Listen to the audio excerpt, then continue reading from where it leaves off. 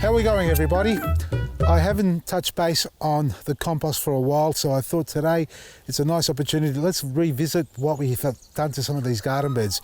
This one here in particular, I've added the compost. Now the compost I'm referring to is a green waste, recycled green waste. So all your clippings and branches and things like that have been mulched down and composted, and we're doing some trials with that.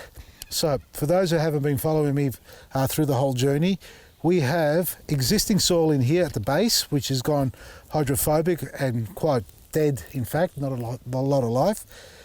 I've topped it up with our compost, or the compost given to me.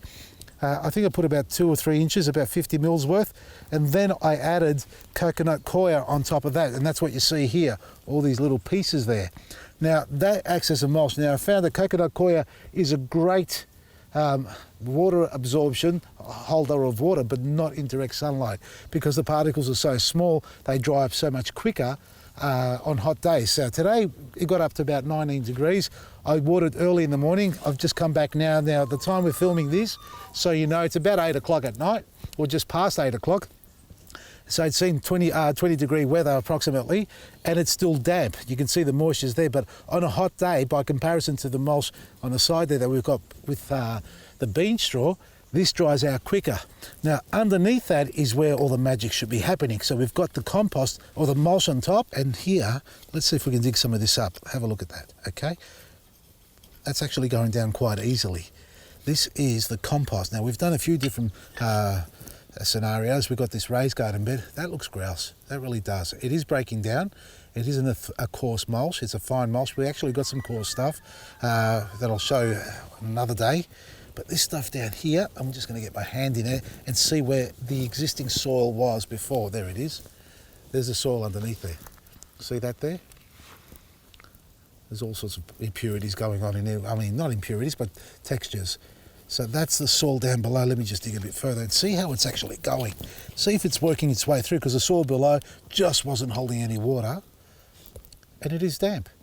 It's damp, not super wet, but it's loose, it's moist, so it's actually absorbing water, so it's not hydrophobic.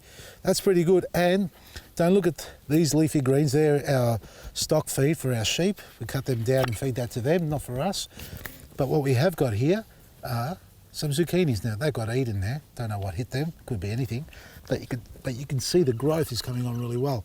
These were planted very late from seed, so whether I get 1 zucchini or 2, I'll be happy. If I get 10, I'll be ecstatic, because it's so late. But we've also done some fertilizer application. Now this is our new superfood pellet that we have here, and that's been added. I actually added that this morning because I didn't get it around to all the garden beds that I want to trial. So you'll see this hasn't got any, and it's already larger than that, but that was automatically on its own from the initial planting. So I've opted to fertilise this one, which is a smaller plant, to see how that performs.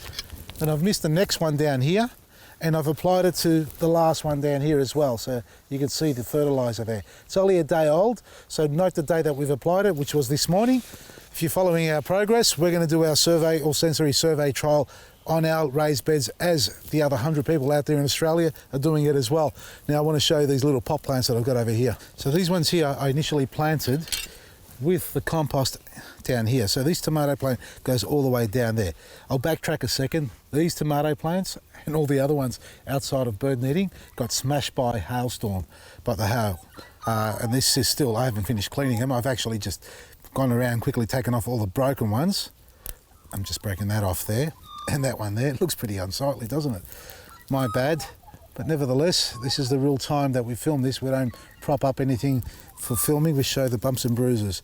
Now, have a look at the recovery on this here, folks. About a week ago, if that, we got smashed. You can see it's broken here. It's broken up here as well.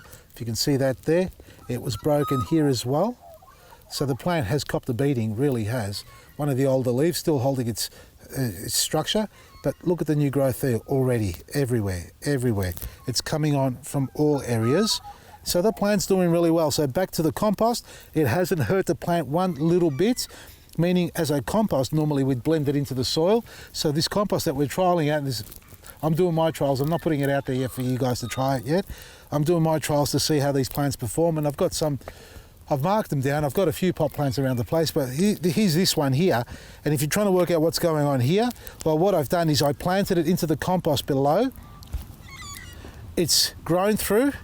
I put the sleeve, this is a pot sleeve with a hole in the bottom, and I fed that through over the plant whilst it was small. Then I filled it up with more compost, and then today I've added our superfood frass, which is the soldier fly larvae castings. These are castings produced by the frass, by the soldier fly larvae, but they've also got their shell. This is the exoskeletal shell, and that's the dogs running past me in the background, folks. And that there serves a very, very important, or plays an important role in the world of plants and soils. And I'll explain that again in another segment, but for now what we've got here is compost. The compost so far is a tick of approval. Please don't judge the quality of the plant the way it looks on top. It hasn't gone backwards because of the compost, only by the weather. If you want to judge the quality of tomatoes, and the same with these grapefruit trees. I had the pelletized manure. If you remember, a while ago, I applied it here. The dogs ate it. Now, I did find out since, and we're talking about the superfood, it is ideal, it's perfect for your garden, but it's also a great, no, not the superfood, but it's also manufactured to purposely produce a protein feed for animals as well. So that stuff we'll talk about a little bit later as well. But for now, compost, for me, you got my tick of approval with the guys who are making it. We're going to keep monitoring this, and if you want to compare what it's like inside that hasn't been affected, these have all got the compost as well.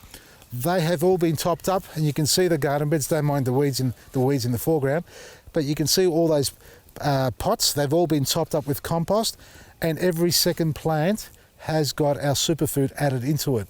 These are going superbly well, folks. I don't know if you can see them properly, but we've got bunches of tomatoes everywhere. And I put that down to our black grit, because that's what it does. It helps to keep your fruit on your plant longer, juicier, more flavoursome, more flavour, more pulp, all the things that you need for the fruit and vegetables to have. And there's no blossom end rot, so you get no burning from excessive nitrogen in the soil. So composting, something to look out for coming soon. Our superfood's still online, folks, for the trial period at less than wholesale price. Give it a go if you haven't ordered some already. We'd love to hear your feedback as well. You know, informally, don't be scared to share some ideas or photos of your results with your garden, because I'd love to see them. And why I'm going there, and my mind's going, why am I saying this? And I'll tell you why I'm saying this, because earlier today, I went to do a drop-off. I was doing a pickup, but we happened to have an order online that the ladies in the warehouse said, can you drop this off while you're down there? And I did, and I met the gentleman of the order. If I'm not mistaken, his name's Kevin. Thanks, Kevin. It was great to meet you. And for the quick tour around your garden, I'm totally blown away with what you're doing there. And I reckon there's a lot of you out there, especially, you know, the followers and the subscribers to our page and our magazine. I know you love your gardens, you're garden lovers of plants and all that.